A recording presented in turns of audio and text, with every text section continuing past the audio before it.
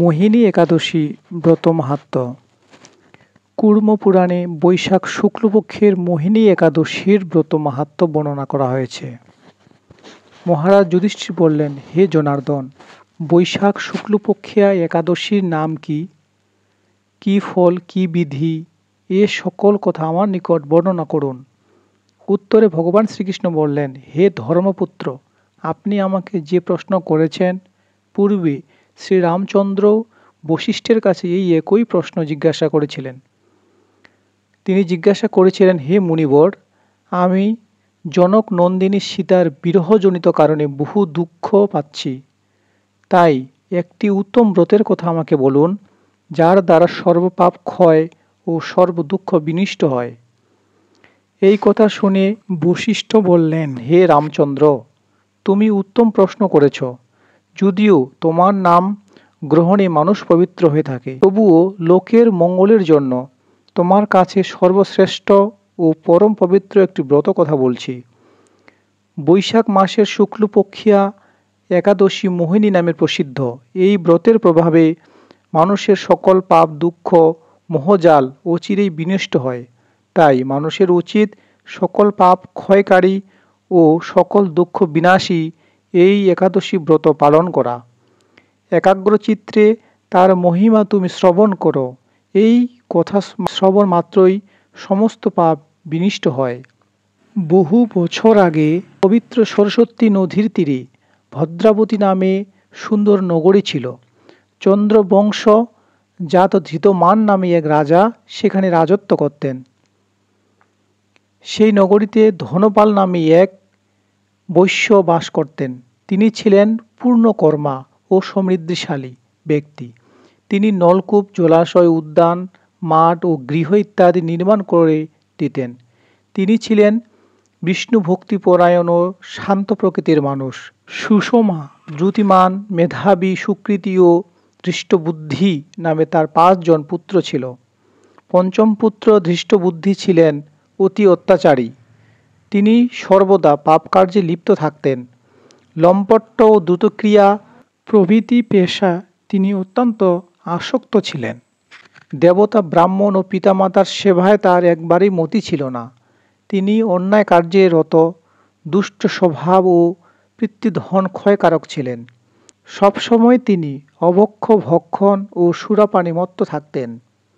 পিতা ধনপাল একদিন রাস্তা দিয়ে যাচ্ছিলেন।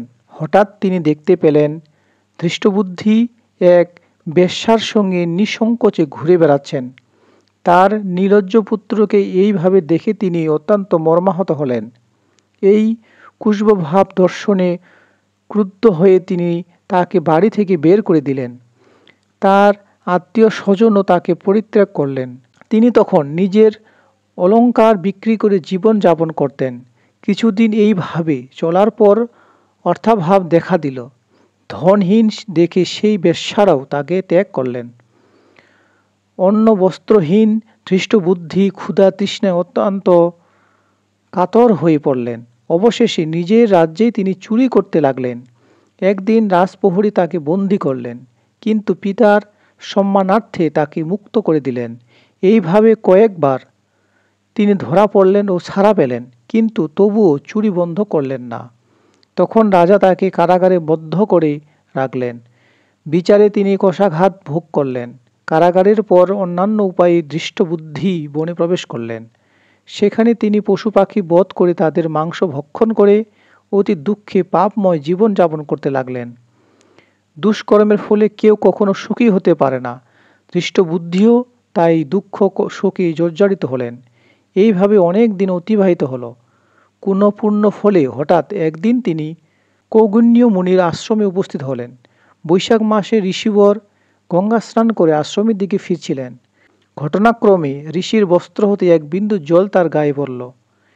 সেই জল স্পর্শে তার সমস্ত পাপ দূর হলো। হঠাৎ তার শুভবুদ্ধির উদয় হলো।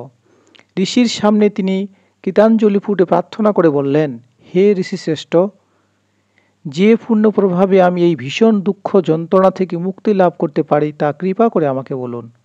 ঋষিবর বললেন, বৈশাখ মাসের শুক্লপক্ষে মোহিনী নামে যে প্রসিদ্ধ একাদশী আছে, তুমি সেই ব্রত পালন করো। এই ব্রতর ফলে মানুষ বহু জন্মার্জিত পর্বত প্রমাণ পাপ রাশিও ক্ষয় হয়ে থাকে। মহামুনি বশিষ্ঠ বললেন, কৌগণ্য ঋষির উপদেশে প্রসন্ন চিত্তে ধৃষ্টবুদ্ধি সেই ব্রত পালন করলেন। হে মহারাজ রামচন্দ্র, এই ব্রত পালনে তিনি নিষ্পাপ হলেন, দিব্য দেহ লাভ করলেন। অবশেষে গরুরে আহরণ করে সকল প্রকার উপদ্রব্যহীন বৈকুণ্ঠ ধামে গমন করলেন। হে রাজন, ত্রিলোক মোহিনী ব্রত থেকে আর শ্রেষ্ঠ ব্রত নেই। যজ্ঞ, তীর্থস্থান, দান ইত্যাদি কোনো পূর্ণ কর্মই এই ব্রতের সমান নয়। এই ব্রত কথা শ্রবণ কীর্তনে সহস্র গোদানের ফল লাভ হয়। হরে কৃষ্ণ। একাদশী পারণ ৯ মে ২০২৫ সকাল ৫টা ১৯ হতে ৯টা ৪৩ পর্যন্ত। পারণ মন্ত্র: একাদশ্যাম নিরাহার ব্রতেনানেন কেশব প্রসীদ সমুখনাথ অজ্ঞানদৃষ্টিপ্রদো ভব। হরে কৃষ্ণ।